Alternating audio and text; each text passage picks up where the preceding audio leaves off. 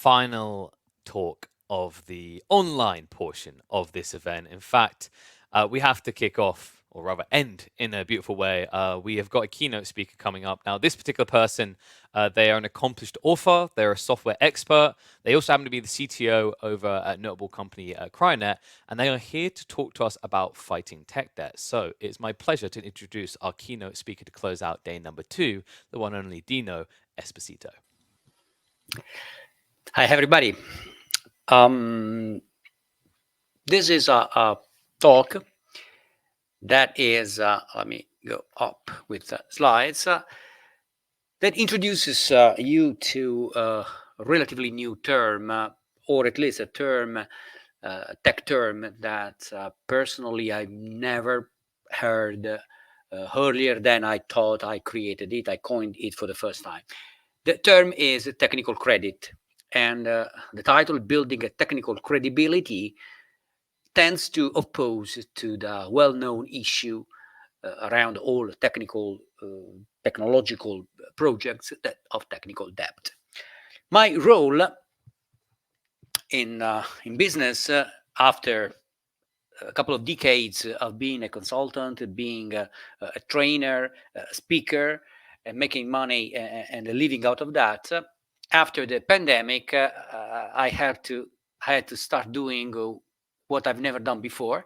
So working day by day regularly on a few real world projects. So now I'm a full-time employee. I work for a company in a special industry, the sport tech industry, and all that I'm responsible for is leading the IT team that ensures that tennis tournaments and paddle professional circuits could run. So if you can watch a tennis game, top players, I mean, if you could bet on tennis, is because of the operations that my team and our platforms run. So it's something that it's a business, kind of business, 24/7, 365, 24/7 kind of business that still runs in the 2 months of the off season at the end of the year, that poses seriously the issue of technical debt. And let me start with a quote, paying homage to Oscar Wilde: "A man who pays his bills on time is soon forgotten." And nobody, yeah. Sorry, I just wanted to quickly interrupt. I think you've got the wrong screen showing. We can see the presentation slides. There we go. It is moving now. Yeah, so I think it was maybe on the wrong screen. Oh, yes. So when Apologies. I didn't want to sorry. interrupt you in your flow. No problem. So I think that it was an issue with PowerPoint and the right screen. So I don't know what to. Okay, we can probably go this way, because if I zoom, you lost the screen. Yeah. So one thing I can do is, if I share the screen. Okay, let me stop sharing for a second. Yep.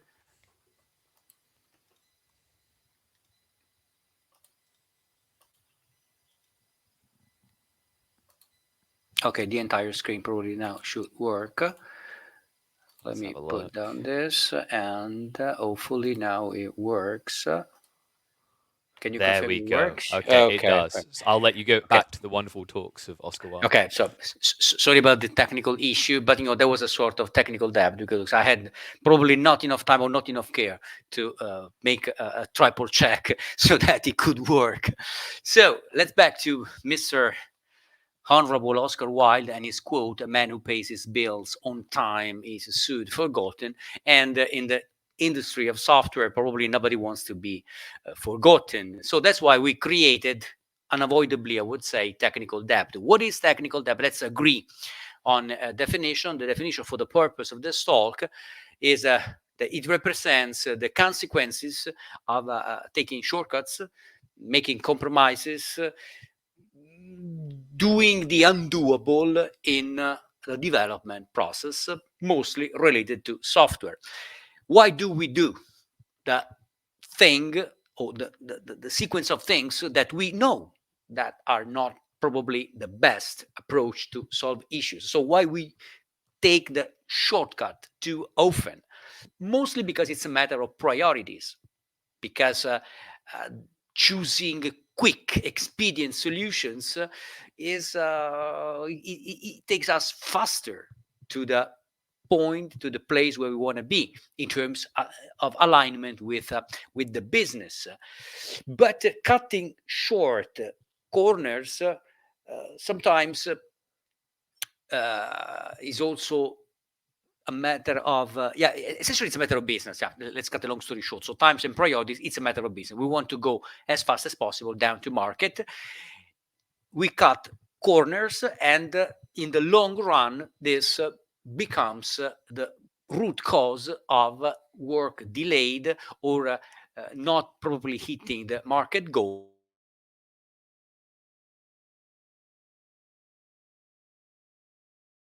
To the debt, it's also a matter of costs.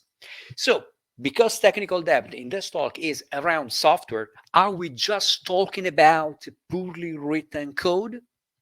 Frankly, I believe that there is just a little bit more to it than merely poorly written code. Because at the very end of the day, if you have a poorly written code that works, that it's not per se an issue.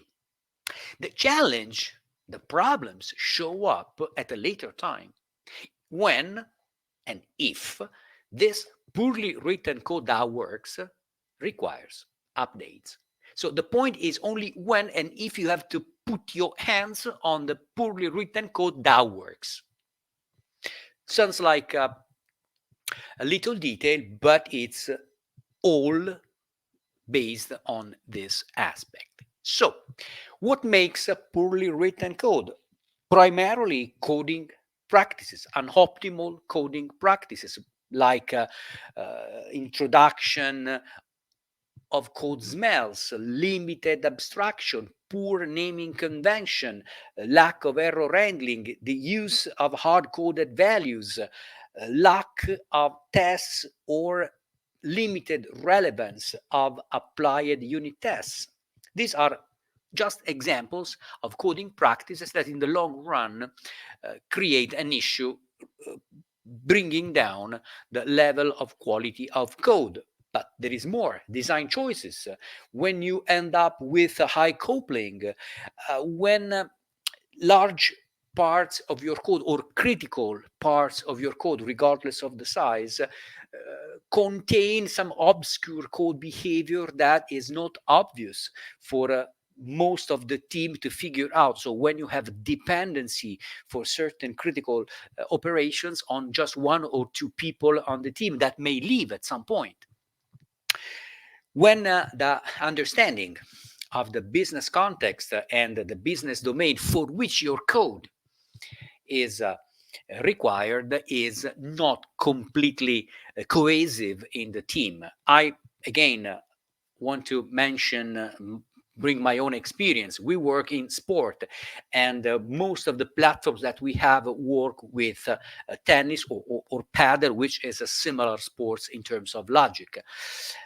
If you don't know the mechanics of tennis, not just as a game, but tennis as an organization, as an infrastructure.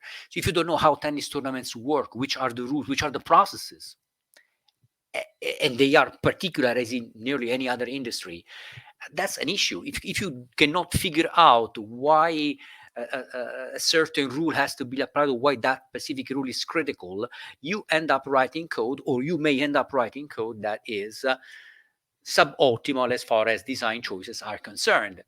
But also the breakdown of tasks that form the actual implemented processes could be problematic if you have an overly broad or overly microscopic tasks, unclear dependency.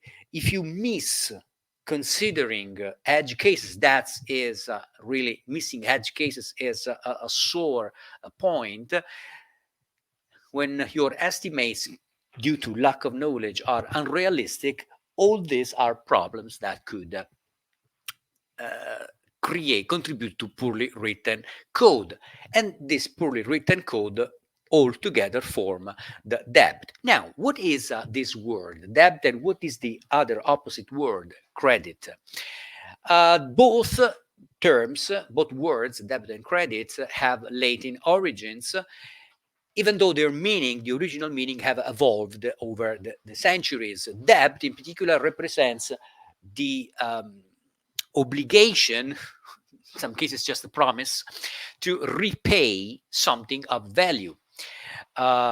Whereas the credit, the opposite, indicates the trust and subsequently the inclination to concede new debts that has to be repaid at some point. Credit is the point in software, technical credit, that I want to explain better in the rest of the talk. But debt, let's focus on debt to understand why credit also in software is crucial. In the history, Romans have been the first to introduce debt instruments to facilitate trades and economic transactions. But later on, in the Middle Age, peasants often owed labor and goods to landowners in return for protection or just the right to use the hand to produce the goods that had to be returned to the owners. But interestingly, just in the Middle Age, around the feudal systems, we saw, especially in Tuscany, around the city of Florence, in Italy, the emergence of first formal banking institutions. And we have seen the use of debt as the means to finance wars and royal endeavors. Later on, Renaissance, the Enlightenment periods have seen the rise of banking systems very close to the modern ones. Then it came the Industrial Revolution and the global trade and the development of complex financial instruments, and also along with that the establishment of credit systems. So debt is allowed but is balanced by credit systems. And finally, in the 20th century, debt has become a ubiquitous aspect of world economies, encompassing any sort of debt, from personal to corporate to sovereign. Okay, so much for the debit, but what about the credit? The credit refers to the ability to access services with the promise of paying them in future, and it's essentially based on trust. Technical debt can help a team to deliver features more quickly and in a business effective way. Technical debt plays a role in development of software. Technical credit of the team is the trust that any technical debt accumulated will be repaid over a decent amount of time, which means keeping the overall software result highly maintainable. I've tried to go with so far with a comparison between financial debt and technical debt, but there is an important distinction to be made. The origins. Unlike financial debt, technical debt is not intentionally or almost never intentionally sought as a financial debt. You ask for money. You don't ask for bugs. You don't ask for lack of documentation. You don't ask for poorly written code. But in a way, organically, technical debt surge and accumulate. So it's something that we have to be ready to face, which is precisely the takeaway number one of this presentation. In life, debt happens, and technical debt in software is no exception, no matter what. So the ability to repay technical debt creates trust between parties in much the same way history of repaid debt makes banking systems to trust you more than anybody else. So, as a definition, technical credit is the, so far, as long as I know, never heard term that wants to indicate the organization's trust in the team's ability to introduce technical debt to deliver quickly, but is still able to act timely to keep the code back in shape. Now, technical debt surges in a way organically. But how is born? Overall, there are probably 4 different adjectives that qualify the act of birth of technical debt: intentional, unintentional, avoidable, unavoidable. Intentional technical debt is a conscious decision that the team makes to opt for a quick and maybe rudimentary solution just to fulfill a deadline or a given requirement to, balance technical requirements with business requirements. So it's intentional. You know what you're doing. Unintentional is when coding errors or shortcuts are introduced because of lack of knowledge, lack of skills, in a way that is unknowing. Avoidable technical issues is when established best practices, standards, or guidelines are missed, are disregarded without the level of consciousness that would make otherwise it intentional. And then there is also a segment of technical debt that is instead unavoidable. When is really unavoidable? Because there are external factors such as requirements that shift, dependencies between features that are not completely explained or not deeply explained, not completely understood, decisions that have to be postponed to put the final words on what has to be done, or maybe technologies that change underneath. In these days of generative AI is fairly common for a project that uses LLMs, technologies relying on libraries like LangChain, or maybe if you are on the Azure side of the coin, semantic kernel. From time to time, from week to week, you find a completely different API or a significantly different API. The technology is a moving target in some sections, some time frames, and if you are heavily relying on any of those, your technical debt is in a way unavoidable. That part of the technical debt, of these 4 segments of technical debt, that is the worst and the one that should ideally be focused, you should be focusing more to avoid, is just the avoidable part. So when established best practices are skipped for no valid reason, when guidelines are not followed, when documentation is not written for no apparently valid reason. Okay, so if technical debt does exist, it just happens in life as in software. The problem becomes how to deal with it. When it comes to this, one point is key to have printed in mind. Eradicating technical debt is an unrealistic aspiration. So the perfect world in which code is clean, code is following guidelines literally, in which code is readable, documentation is full and cohesive, that's the perfect world. It's a completely unrealistic aspiration. It's much more realistic instead coming up with a set of practices that makes altogether dealing with the technical debt doable.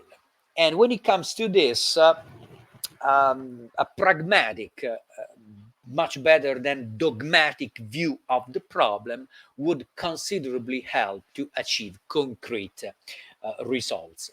So the first point to focus on is when to act.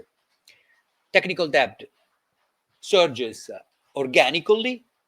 You like root grass in meadows, you let the grass grow. At some point, you have to intervene and cut the grass. So when to act? To decide a possible right time or good enough time, you need to have a method to measure the current level of debt.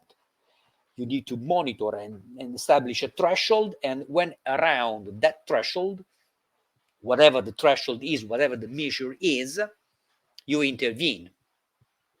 Now, concretely, you can use tools that automatically measure, calculate KPIs that represent altogether the level of debt. SonarQube, a static code analysis tool, is a possible option. Otherwise, you can go with manual code reviews that are scheduled regularly or in a certain amount of time. People meet, look at each other's code, come up with reports, global general meeting, a number and a decision is taken. We act. We can still postpone the action. Okay, taken the decision to act, how to do it? How to concretely deal with technical debt, how to try to reduce the amount of bad software in your code base. Overall, there are a couple of possible ways in which you can do, and none of them is perfect. One is set up a separate project just with the purpose of dealing with technical debt and removing it. The other approach is removing technical debt, improve the quality of the code at the same time in which you deliver new features and release new versions. For making a decision between these two options is necessary to have the awareness within the company that technical debt is an issue that is to be addressed at some point. To convince management to support technical debt, you have to find a way to justify the cost of fixing the debt, of repaying the debt. One mostly commonly recommended way of doing that is populating a backlog of items related to technical debt. Each issue that formed the debt is documented, each associated with an estimation of the cost to fix it and another estimation of the benefit that could return to the company, to the overall team, by fixing that problem. So it's again a matter of selling management the time to fix things. Depending on the culture of the company, depending on the scenario, depending on a number of factors, presenting it as a separate project or as a delay the new release a little bit every time, but in the end, over a given amount of time, you end up with a cleaner code base, is another approach. And there is no option that is patently better than the other. But there is probably no third way out to deal with technical debt. No best practices, and let alone, that has to be clear in everybody's mind, silver bullets.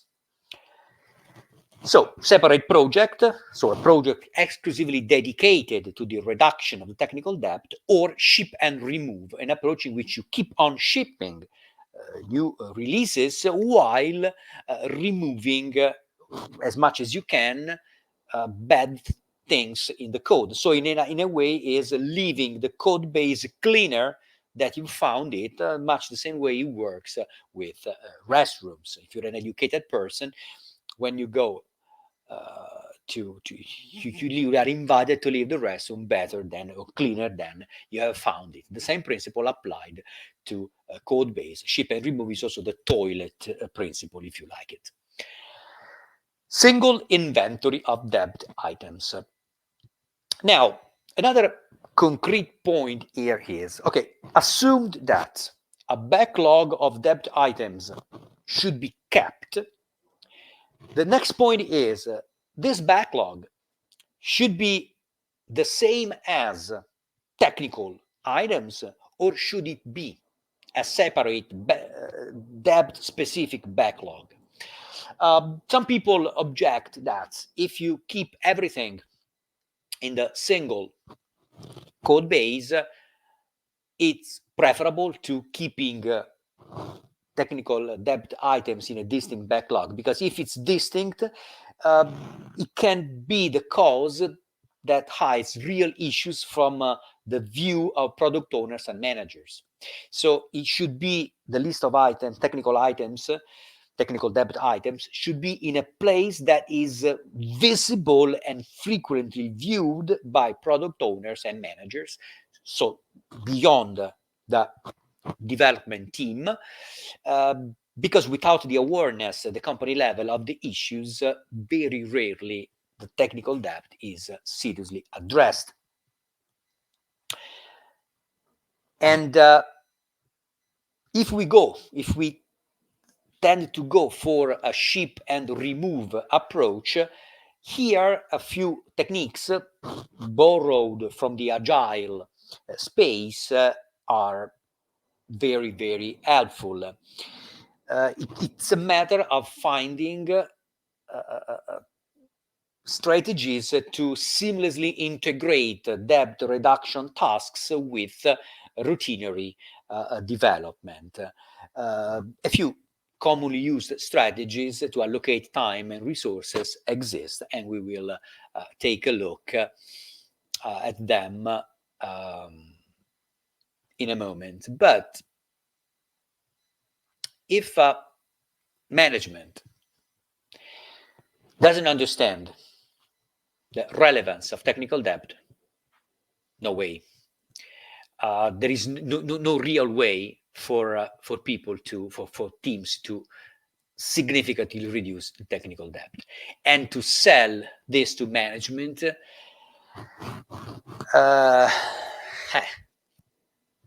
have to try to sell it as a good point for the company without telling it.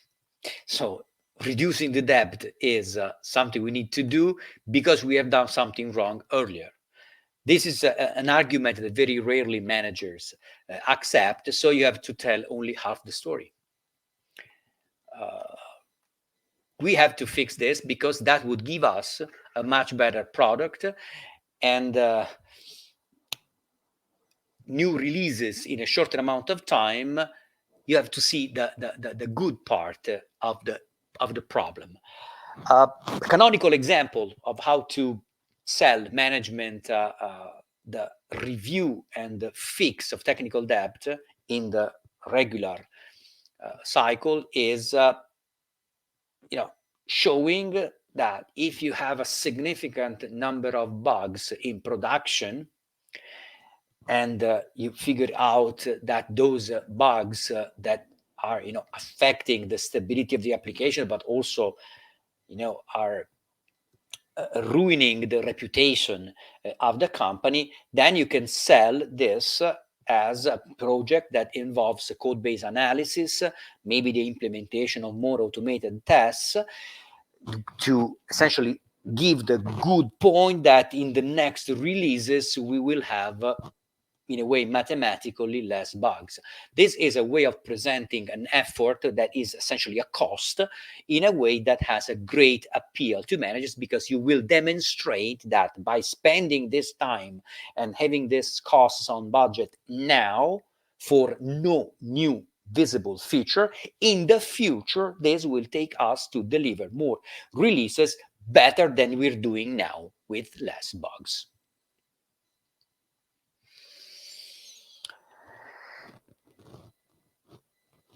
Putting it the other way around, so let's spend a little more time on each item of the backlog and reduce the debt while making progress. Put down this way with no visible gain, it's always a no-go for a manager. because the manager perceives that as an effort and money that goes away, that fades away with no concrete return. So it's all about the best strategy overall is trying to bundle debt removal items within project items, trying to hide them or just selling that has a mechanism to reduce bugs. The alternative to selling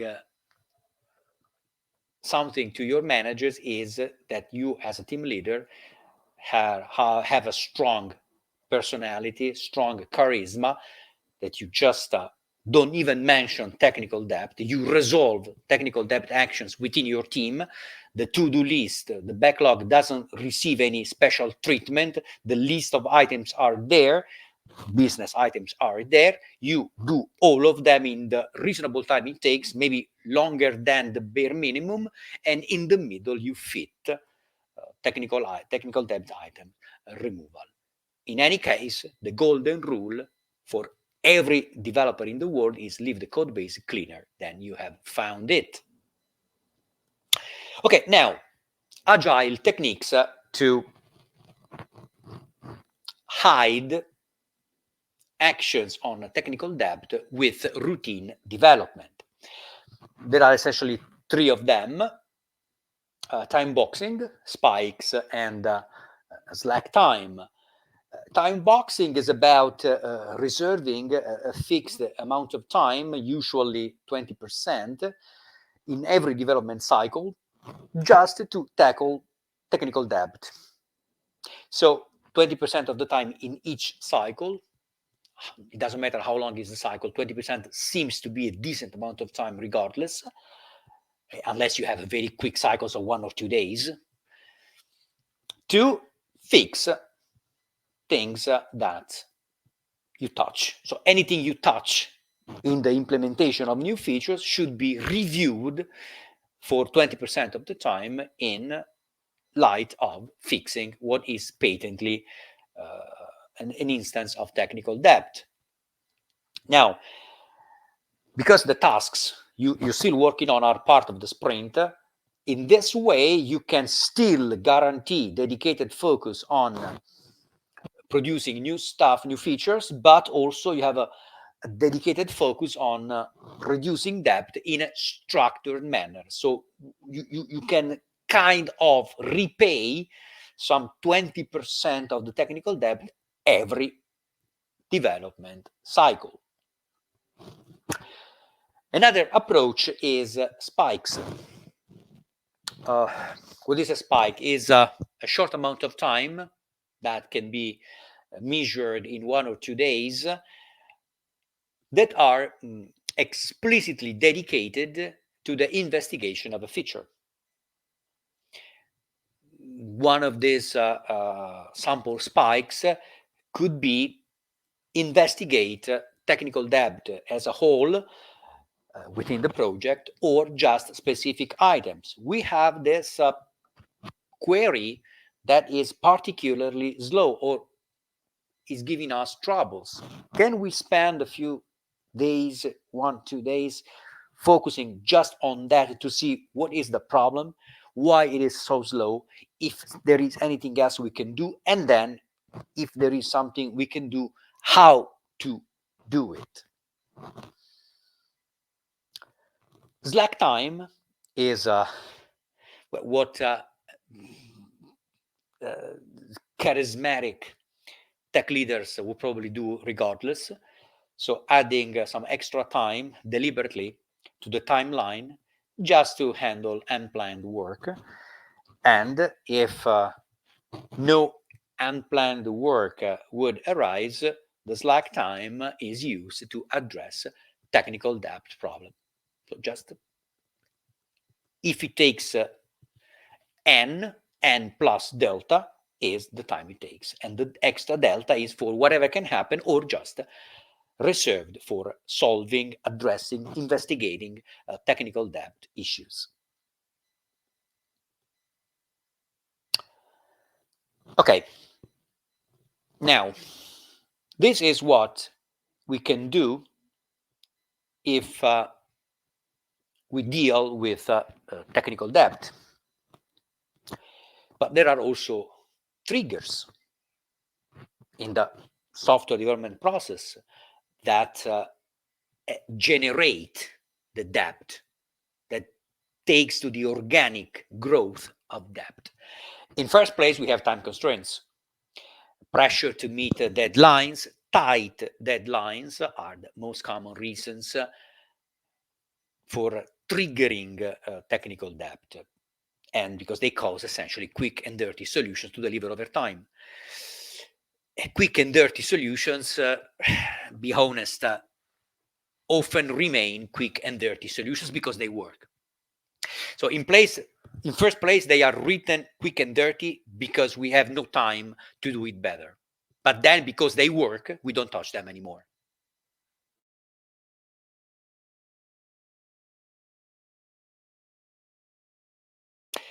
So ideally, instead, a deliberate, let's call it a discount on quality should be instead not just a discount you put in your pockets, but should be the commitment to fix it soon.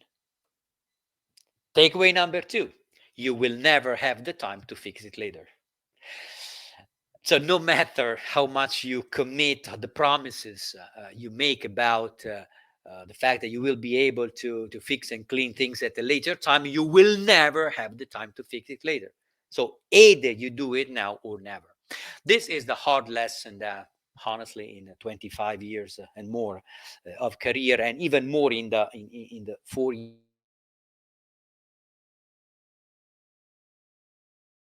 work projects I have learned. You will never have the time to fix it later. So the real investment that you can do as a company, but also individually as a developer, the best you can do is find your way, your personal way to produce better code right away. So when you code in default mode, you should be able to produce code that is not marked, not qualified, not labeled as an instance of technical debt. This is the best investment that you can make on your developer's career.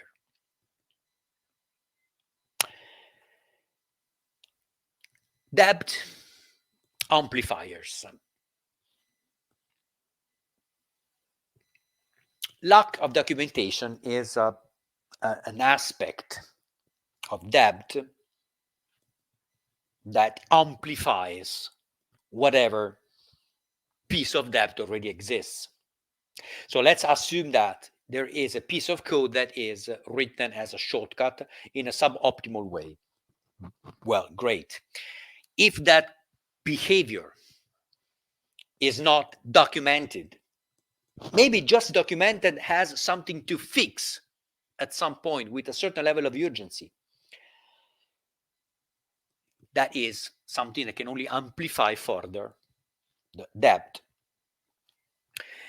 Now, documentation, writing documentation, whether it's code, it's comments within the code, it's serious comments within the code, or is separate documents, developers tend to be focused all the time on development tasks, features, business features, and anything related to documentation is perceived as a boring administrative task. So it tends to take no time, or just the time left after everything else has been done.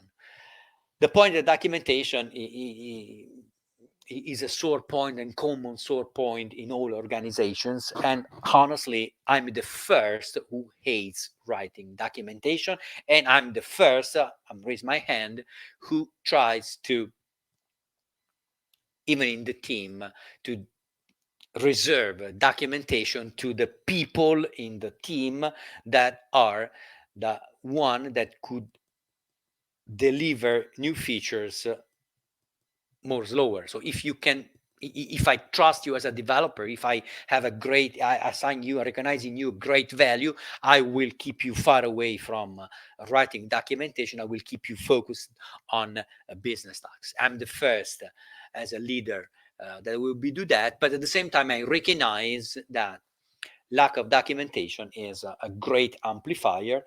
And the way out to this is having people who can write code that doesn't need great documentation in default mode. So greater, better developer working well enough in default mode.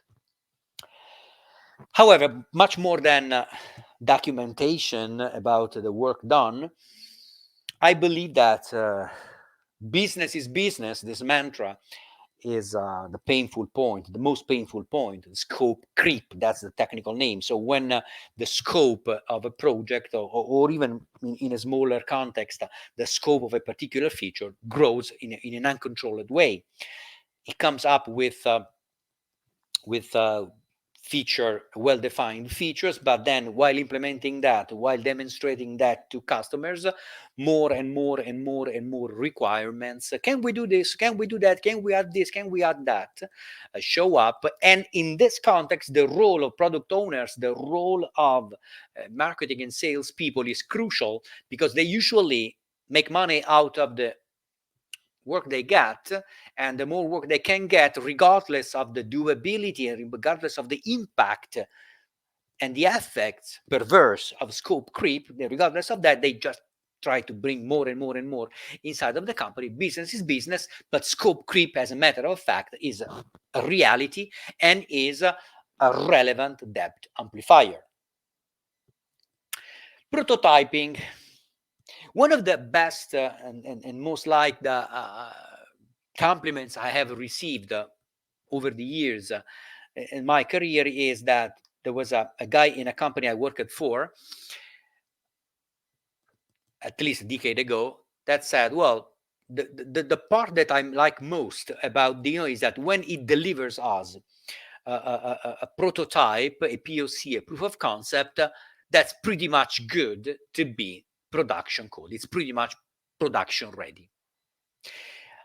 This was maybe true for the few pieces of code I contributed to that company in a specific time of my career, but it's not true in general.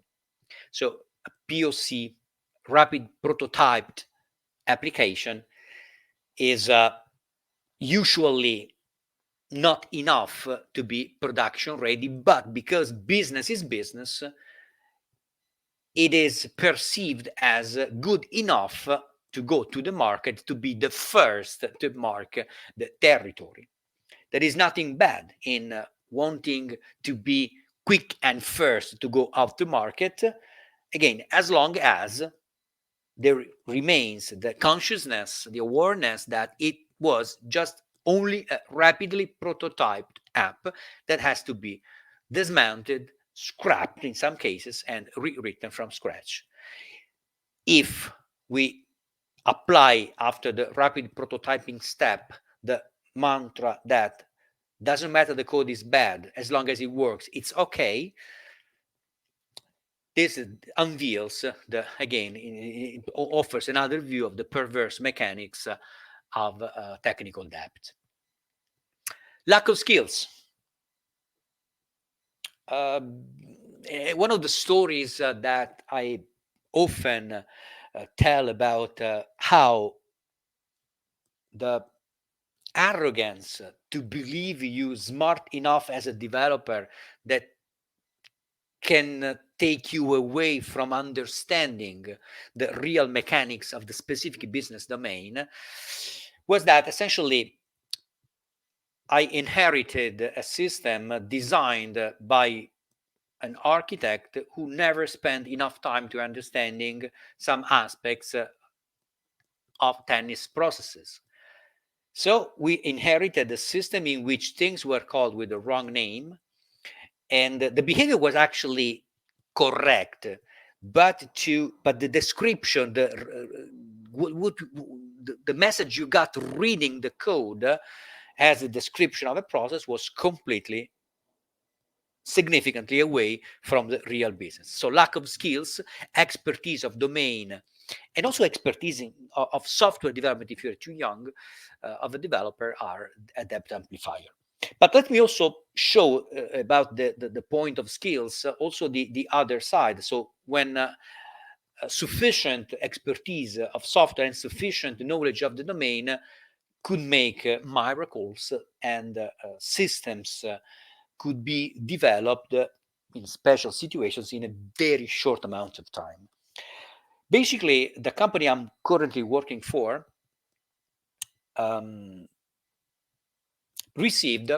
was about to sign a contract for rewriting a significant portion of the tennis operations system for a tennis organization.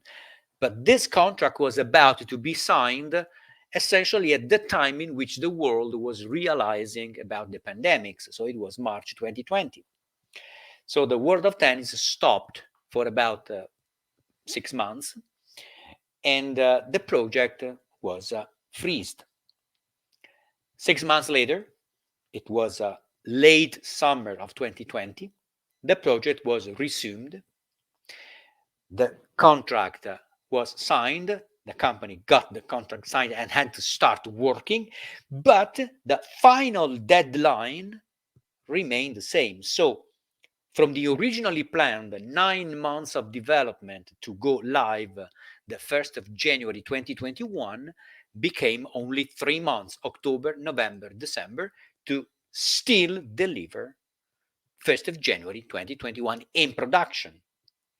But the team was very small, made by super software experts with an incredible knowledge of the domain. So basically, we developed in 3 months what would have been fitting in 3 times the amount of time, just because we knew exactly what to do. So it was a mere matter of writing code as fast as possible and doing only the integration tests that were required for the various parts to connect together. Skills play a role as a debt amplifier if too low, but also as the enabler of software miracles when they are big enough. Note, speaking of technical debt amplifiers, I have found that one more point is worth mentioning, and it is when you have in the project a strong dependency on third-party external libraries, frameworks, or components. These days, is fairly common that you find in organizations sometimes applications, line of business applications that are still done with ASP.NET framework, non-core, or very old versions of Java, or very old Windows Forms frameworks. That is a serious issue, and it's a technical debt point that has to be overcome in any way, because otherwise any effort you do, required or not, any new feature you try to implement, can only exponentially increase, amplify the effect of technical debt. From debt now to credit. So in general, when debt is used for business reasons, it contributes to growth. So if a country has to build a bridge, has to build an infrastructure, it needs money. So in a way, the country creates a debt, or country or a company creates a debt, and this debt finances the building of something new, and the revenues out of this new built thing repay the debt. So the best point for an organization and also for a team is a proven record of recovered past technical debts in past projects, because this becomes an allowance to emit other technical debt in the future. Have you ever heard about the broken windows theory? It refers to studies made by a couple of, I think, psychologists, James Wilson and George Curling, in around the early 80s. Essentially, the theory of broken windows is about the fact that visible signs of disorder in a public environment, like broken windows in buildings, but graffiti, litter everywhere, grassroots, lead to an increase in crime and antisocial behavior. So the surrounding environment is the cause of further degradation of a degraded environment is the first cause of further degradation. So according to the work, the research of Wilson and Kelling, a broken window left unrepaired tells potential offenders that no one cares about the building, about the window, about maintaining order in general, so that in a way, some criminal behavior, in a way, is tolerated. Now, the broken windows theory, to some extent, applies also to software. Writing code without due diligence sends a message to the next developer that comes after you. It says code quality is not a top priority in the company.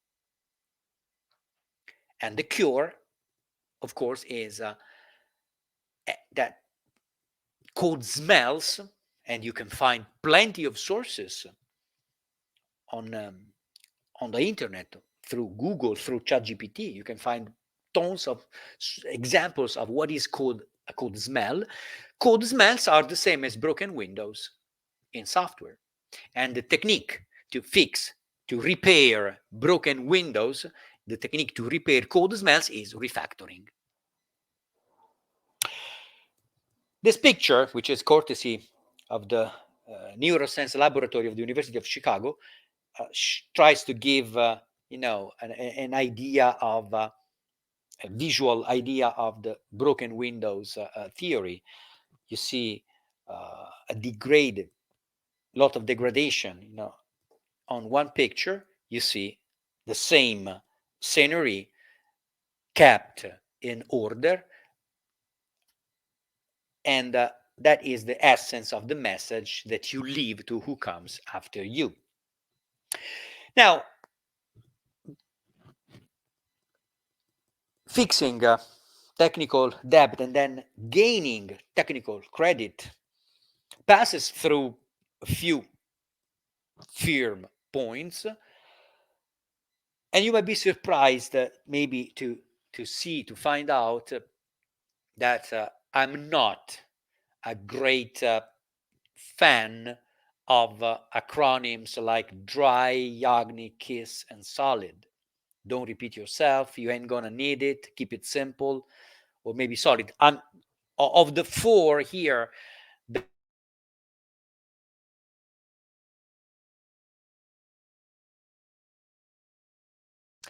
but the fundamental point is that just going with SOLID, just going with DRY, with any of those doesn't help beyond a certain point. So my favorite statement is that those design principles offer, for sure, valuable insights, but they should be treated like personal hygiene.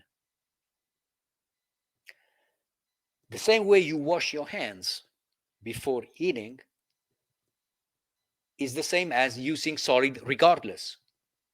But not because you wash your hands regularly, you will never face any disease. So it's not the guarantee that you will never, anything will never go bad, but it helps. So principles like DRY, YAGNI, KISS, SOLID, and anything else offer insights but it's really naive to think that missing on one of those principles will sink or save a software project. To exemplify, I said, not because you use a factory method instead of a constructor, your project will fail or will succeed. Agile, it just doesn't mean faster. Historically, Agile was arranged as a vocabulary of definitions with a primary focus on delivering the right features rather than just working at a faster pace. Talk to your customers to understand what they really want, to give your customers a better service.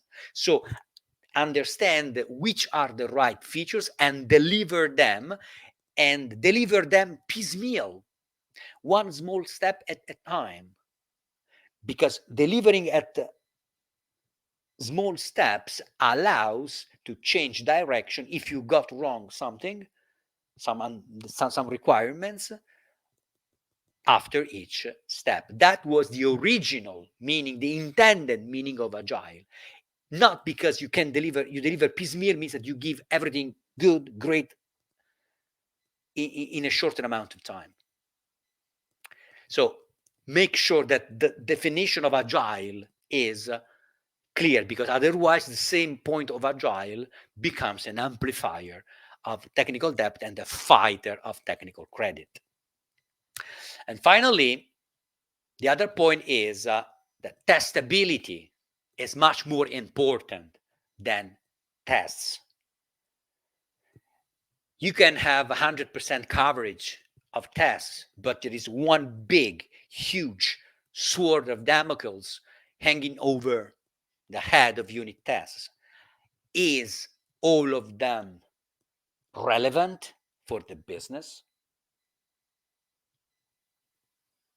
So, per se, unit tests are a guarantee of nothing. But if your code lends itself to be tested, so if the code lends itself to have unit tests easily written to test the behavior of the code, so testability, that is a real great statement about the code, and a team that can produce a testable code gains a lot of technical credit. In summary, we are close to the end of the presentation. There is the Zen of software architecture that it's a vision, it's a thought that I put together, unifying things and opinions and thoughts that I've captured from all over the world in 25 years of career. The seasoned expert often identifies just one solution, where a junior architect may see multiple options to choose from. It's more or less the same as great minds think alike. Keep this in mind. And the Zen of coding could be summarized as you will never have the time to do it nice and clean later. The only chance you have to write the code as clean as possible, the only good time is now.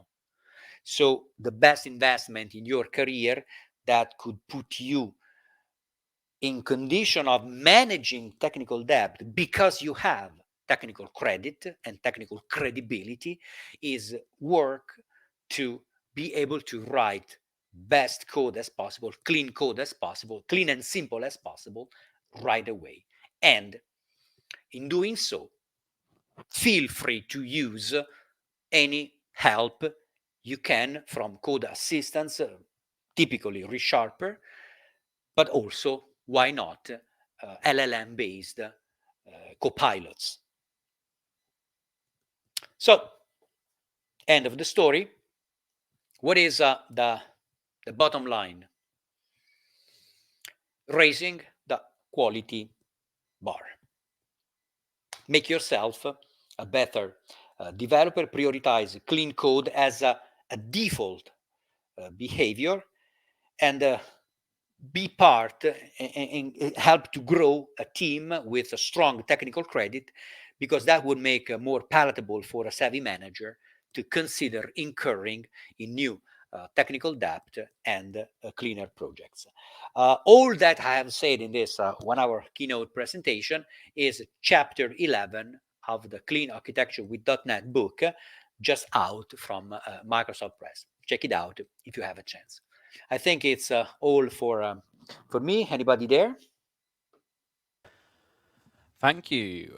Yes, so now we've got a little bit of time left over for questions. So if you've got anything that you want to have Dino answer, now's the time to go for it. I think we have actually got a few already coming in. So we'll start off with Jagoj here. They ask, based on your experience with one from task reduction methodologies, which do you prefer, time boxing, spike, or slack time? Slack time, all the way. But definitely slack time. Slack time, Any yeah. particular reason? No doubt. The reason is it gives the most flexibility. Just add an extra amount of time because you never know. In everything I do in life and in software has a slack time. So when I have to go to the airport, I had an extra amount of time because you never know what goes on. And there's always a car accident you can find on the way.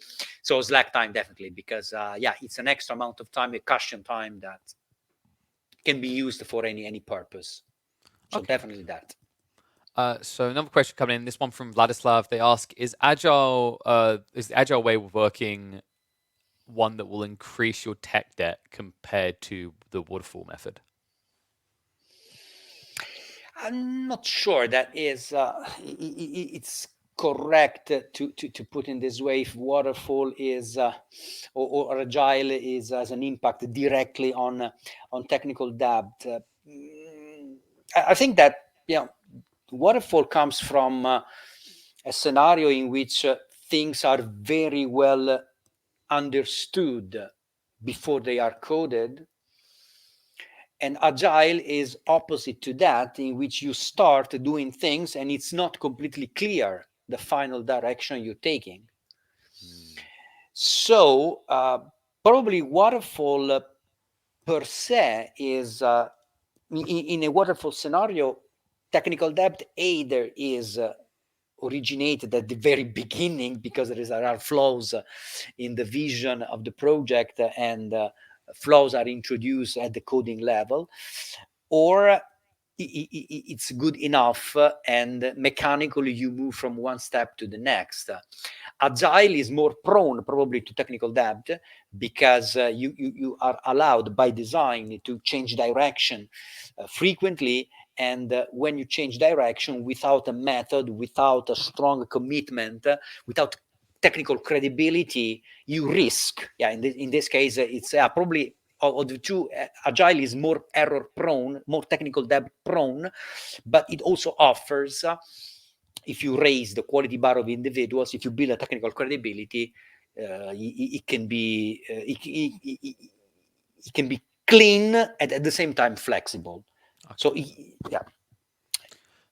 So another one from Jagoj, they ask, as you said, the lack of skills is one of the debt amplifiers. What is your recommended way to address that? Well, software skills is one thing. Business skills is completely another thing. Personally, in the experience that I have in my everyday work, the aspect that relatively young developers I found lacking, so what I would qualify as lack of skills, is lack of abstraction. So it seems that is in some cases, even people with coming with a very good educational background, without on-field expertise and years of on-field expertise, I found problematic for them to find the right abstraction, to envision that there is a common pattern that can be generalized and generating an output in terms of how you structure the view, how you structure the process, how you stratify the orchestration of a large task. So lack of abstraction is the most critical point that I see in other developer, and the one that I encourage. At the same time, lack of having the perception of how things work in abstract is something that is very problematic to teach. It comes for sure with expertise. It comes the more you study things like principles, dry and so forth. If you look at aspects of programming languages like interface, encapsulation much more than plain object orientation. If you look at the features of programming languages well beyond the fact that it's object oriented or function or whatever is the programming model, it helps studying software things, but it's something that is in the mathematics of your brains primarily. So yeah, that is the fundamental point. Business skills, you have to be in the business period. Yeah. Okay, that's a good answer. So Żargosz came with another one. It's funny actually because I'd written down something similar because I was intrigued by this. It's back when we were talking about the idea of taking these shortcuts. It builds up the debt. You have to go back. You have to address this tech debt at some point. Do you prefer to utilize the original team for that, or do you think it's worth having a dedicated team, a specialist team that focuses on that? Personally, it's one team, period, end of the story, because my point, my vision, and the direction that I'm giving to my teams is you should endeavor to become a better team made of better individuals. So what I say to people, okay, you are working here for this company now, you are here, maybe in a couple of years you will be elsewhere, but if you have passed from a company where I was working, I want to leave you, to give you a good memory of me, and I want that you go out of here, if ever, as a better developer than when you came in. So I want to invest as much as possible on improving, raising the quality bar of individuals, developers, and then the code. So I want to have better code through better people. I guess it also adds a layer of ownership and responsibility, right? Where if you have a separate team, there's less onus on you to get it right. You can just go, oh, that's not my problem. That's Tom down the road's problem. Yeah, sort of that. Yeah, exactly. Because but also I imagine that possible, fights could be in the underpinnings of the relationship between team. It also depends on the organization, how large it is. I'm working now in a relatively small organization. We are 20 people at all, even though distributed all over the world. But so we are a small kind of team. I never worked, and hopefully I will never work for a very large enterprise organization. So maybe that could be different if you are there. But the only situation that I've lived for a couple of years in a larger than usual organization, there was a fierce competition between the team of testers and the team of developers, and everyone was fighting at the other. That was not really giving a great service to the company as a whole. No, I've been there. I've experienced that. Like it's the classic enemies of each other, right? Devs and testers, and they're looking to blame each other. Okay. But you know what, Dino? I think we've kept you long enough, my friend. This has been absolutely wonderful to listen to. Folks, if you do have any more questions, be sure to reach out to him. Great to see the engagement from the chat. But once again, a pleasure, my friend. Okay. All right. We'll see you soon. Bye. Bye-bye. Okay, folks, that actually brings us to a wrap on the online portion of the show. That's right. DevDays, DevOps, and CyberWise Europe 2024 is only 2 days in of its 4-day cycle, but the next 2 days you're going to be treated to an in-person experience. So if you are a full ticket holder, hopefully we're going to see you in Vilnius partying up afterwards, but in the day making sure that you are all serious and definitely engaging with the subjects. But before I do close out the online portion, it's really important to remind you guys there's still so much networking to do. For those in person, great, obvious one there, grab a beer, talk with someone, get deep into it. But for those online, remember all these people you've seen, you've listened to, they're very receptive. They adore actually having someone in their DMs talking to them about these things. Definitely reach out to them. And also be sure to check out our sponsors without whom this could not have been done. Really big shout out to, of course, our platinum sponsor, which was Progress Software. A bunch of gold sponsors, actually. We've got Swedbank, Cloud AMQP, Dev Experts, SoCyber, and Revolut, as well as our bronze sponsor, Svitler Europe, and then finally our in-kind sponsors, Battery and Telia. If you are there in person, I'm sure you'll see the banners all around. Be sure to check them out. I'm sure they'll have a few samples on site as well. But Big shout out to all of our guests. Big shout out to everyone working behind the scenes on the remote broadcast, and also to all my fellow hosts as well as speakers who have been busy throughout the last 2 days, not just on this channel, but also on 6 other channels, which means you've already, on 2 days alone, got about 120 hours, I think, of content roughly to cycle through. So be sure to check that out after the event when they'll all be available online. But that's going to be it from me. Thank you to everyone who has tuned in. Thank you to everyone who has been engaging here. If your journey does stop now, farewell. Well, hopefully, we will see you next year when this kicks off again in 2025. But to those going to Vilnius, have a good time. Enjoy it. You know, it's business, but also a little bit of fun. I've been to plenty of these offline events, and well, don't get too crazy, but also make sure you enjoy the experience and make some memories of the people. And I'll see you all again very soon.